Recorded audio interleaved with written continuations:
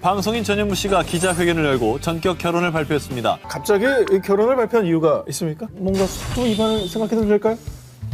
속도 위반은 아닙니다. 예. 전현무와 김숙의 올해 결혼 소식이 들려왔습니다. 전현무는 결혼 계획을 공개적으로 밝히며 스몰 웨딩이 아닌 빅웨딩으로 하객들이 많이 올 수 있도록 비수기할 것이라고 말했는데요. 21일 방송된 KBS ETV 예능 프로그램 사장님 귀는 당나귀 귀에선 전현무의 신년 운세가 공개되었는데 사주가는 전현무의 사주를 보자마자 올해 결혼 운이 있다. 올해 결혼 못하면 골치 아파진다고 말했고 전현무는 올해 결혼할 수도 있다며 반색했습니다. 사주가는 여자에게 인기가 많으나 잘해줘야 한다. 본인이 바빠서 여자한테 신경을 못 쓰는 경우가 많아 시간을 내서라도 잘해줘야 한다며 전현무는 올해 결혼 운은 물론이고 관운도 있어 연애 대상도 예약되어 있다고 하는데요. 지금까지는 전현무의 여성 편력과 바쁜 스케줄로 인해 그에게 결혼이라는 것이 쉽지 않은 일이라는 의견이 지배적이었지만 올해 결혼을 하기로 마음먹은 이상 그의 결혼은 급물살을 탈 것으로 보입니다. 전현무는 예능계의 디카프리오라고 불릴 정도로 그동안 숱한 여성 편력을 자랑해왔는데 그의 결혼 상대자는 정작 누구일까요? 사석에서도 여성 편력이 얼마나 심했는지 갓 데뷔하는 여자 연예인들 사이에서는 이미 위험한 선배로 찍힌 지 오래라는 전현무. 전현무는 박은영 아나운서와 열애설이 터졌을 땐 하루는 몸이 안 좋은 것 같아 직접 병원에 데려다 줬다. 사심이 없다면 거짓이라고 밝혔습니다. 후배 아나운서 정다은에게는 20분 걸릴 거리를 2시간 걸려 데려다 주었다고 합니다. 소개팅을 위해 이상형을 물으니 너 같은 여자라고 답하는 등 온갖 멘트로 들이댔다고 하죠. 심지어 정다은이 아나운서 시험에 떨어지면 어쩌냐고 하니 1년 동안 나랑 사귀면 된다고 답했다고 하는데요. 정다은은 해당 에피소드를 털어놓으며 섬뜩했다고 밝혔죠. 놀랍게도 정확히 6개월 후 전현무는 방송에서 이지혜 아나운서를 좋아한다고 고백했습니다. 심지어 전현무는 이지혜에게 사적 연락을 한 적도 없을 만큼 진심이 아니었는데도 순정남 이미지를 위해 공개 고백을 했다는데요. 이지혜는 부모님에게도 무슨 사이냐고 오해를 받을 정도였으니 전현무의 배려심 없고 가벼운 행동 때문에 괜히 여자들만 곤란에 처한 셈입니다. 실제로 동료들은 전현무가 모든 여자 동기를 흑심의 눈으로 본다며 상대가 받아만 줬더라면 몇 번이든 사내 연애를 했을 거라고 예측한 바 있죠. 전현무의 선배 최동석도 동기가 아니라 기수마다 찔러봤다고 폭로했는데요. 예능계로 진출한 이후 전현무는 연예가 중계에서 만난 한지민에게 전화번호를 요구했다가 가짜 번호를 받았습니다. 유인나의 전화번호를 받아 연락을 이어가다가 같이 좋은 데 가지 않겠냐, 인도네시아 밑에 브루나이라는 좋은 곳이 있다며 들이댄 적도 있는데요. 소유는 데뷔 초 전현무가 전화번호를 물어본 적이 있다며 번호를 알려주자 고기 사주겠다는 문자가 왔다고 고백했습니다. 전현무는 사심이 있었던 게 아니라 바쁜 스케줄로 고생하는 게 안쓰러워서 그랬다고 해명했지만 믿는 사람은 아무도 없었죠. 전현무는 고기 사줄게 수법을 아이유에게도 시도했으나 아이유는 내가 오빠보다 돈 잘 벌어라는 일침을 날렸다고 합니다. 한 방송에서는 전현무가 레인보우 재경에게 다다음 주쯤 보면 되겠네, 전화할게 섹시 재경이라는 흑심 담긴 문자를 보낸 것도 포착됐죠. 전현무는 개그우먼 김지민에게도 늦은 밤 전화를 건 뒤 어디 사는지부터 가족 사항까지 호구 조사를 했다고 하는데요. 그리고 만나는 친구들이 있는데 일명 꽃할배다, 최지우 역할을 해줄 사람이 필요하다고 갑작스럽게 들이댔죠. 이를 들은 유재석은 참다 못해 울컥 화를 내며 남자들 사이에서도 이런 남자는 정말 똥이다라는 일침을 날렸는데요. 이외에도 후배의 오디션을 도와주겠다고 굳이 만난 뒤 이상형은 너 같은 여자라는 멘트를 날렸다고 합니다. 방송에서 여대를 찾아갔을 때 어린 여대생들에게 수업에 따라가겠다고 나서기도 했죠. 게다가 여대생에게 번호를 달라고 요구하는 등 전현무의 선 넘는 수작질은 끝이 없었습니다. 전현무는 배우 심희영과 가상으로 가족이 되는 프로그램에 출연했을 때 다소 진한 스킨십을 선보였는데요. 그런데도 전현무는 심희영의 뽀뽀는 대실망이었다며 서운함을 표했죠. 심희영이 나중에 밝힌 바에 의하면 이러한 스킨십은 전현무가 현장에서 부추겨 만들어졌다고 하는데요. 심지어 전현무는 이러한 사진이 기사로 보도되자 캡처해서 심희영에게 전송하며 참고하라는 부담까지 줬다고 하죠. 다른 프로그램에서는 상황극 도중 천이슬을 지나치게 끌어안고 경찰에 신고하겠다는 반응을 자아낸 바 있습니다. 그러자 전현무는 스킨십의 나쁜 예를 보여준 것이라는 말도 안 되는 해명으로 시청자들을 황당하게 만들었는데요.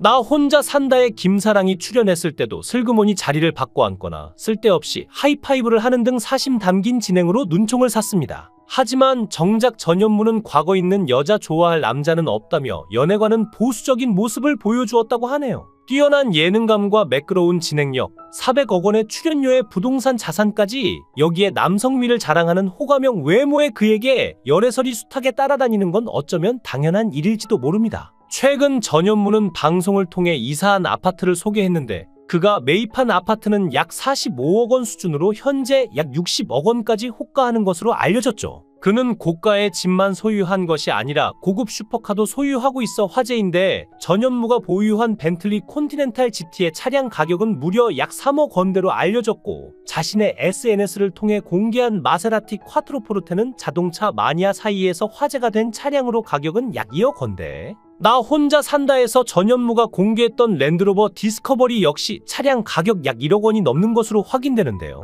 또한 전현무의 회당 방송 출연료는 약 700에서 800만 원 정도로 전성기 때는 일주일에 9개의 프로그램을 맡기도 했고 연봉으로 환산하면 약 40억 원 정도죠. 2012년부터 2023년까지 12년간 출연료를 산출하면 전현무의 수익은 약 480억 원에 달하는데 이는 광고나 행사비를 제외한 금액이라고 하니 놀라움을 안겨주는데요. 전현무는 톱 모델 한혜진과도 1년간 공개 연애를 한 바 있는데 두 사람의 열애는 2018년 3월 한 매체의 단독 보도로 알려졌고 MBC 예능 나 혼자 산다에서 수차례 핑크빛 교류가 감지된 두 사람이 실제로 연인이 되자 대중의 반응은 뜨거웠죠. 전현무와 한혜진은 열애설 인정 후 서로를 향한 애정을 솔직하게 표현하며 방송 활동을 이어나갔으며 나 혼자 산다에도 나란히 출연해 연애 세포를 자극했습니다. 하지만 공개 연애는 양날의 검이었는데 결혼설과 결별설 등 각종 설로부터 자유롭지 못했는데요. 지난 2018년 두 사람은 전현무의 어머니가 호텔을 예약했다는 한 누리꾼의 주장으로 결혼설에 휩싸이기도 했지만 소속사의 확인 결과 근거 없는 루머로 마무리됐죠. 또 함께 출연했던 나 혼자 산다에서 한혜진의 어두운 표정과 어색한 리액션이 전파를 타자 두 사람이 헤어진 게 아니냐는 의혹이 제기되기도 했는데요. 2018년 나 혼자 산다를 통해 공개적으로 열애 사실을 인정했던 커플 전현무와 한혜진은 얼마 되지 않아 2019년에 결별을 선언했습니다. 처음에 한혜진과 열애 사실이 알려졌을 땐 둘의 나이도 있고 해서 많은 사람들이 결혼을 예상했었지만 남녀 사이가 알 수 없듯 이 두 사람도 각자의 길을 선택할 수밖에 없었죠. 전현무는 그 후 서울대 경영학과 출신의 KBS 아나운서 이혜성과 공개 연애를 했는데요. 2019년 11월 12일 전현무와 이혜성의 열애설이 보도되었고 두 사람도 열애 사실을 인정하면서 15살 차이의 공개 커플이 되었습니다. 전현무와 이혜성 커플은 상당히 의아한 커플이긴 했는데 일단 나이차도 15살이나 나고 외부로 보이는 전현무의 성격과 이혜성의 성격이 상당히 반대라는 느낌이었는데 한동안은 아직 뜨지 않은 이혜성이 전현무를 이용했느니 뭐냐 하는 소문도 나면서 좋지 않은 시각도 있었던 것이 사실이기도 했는데요.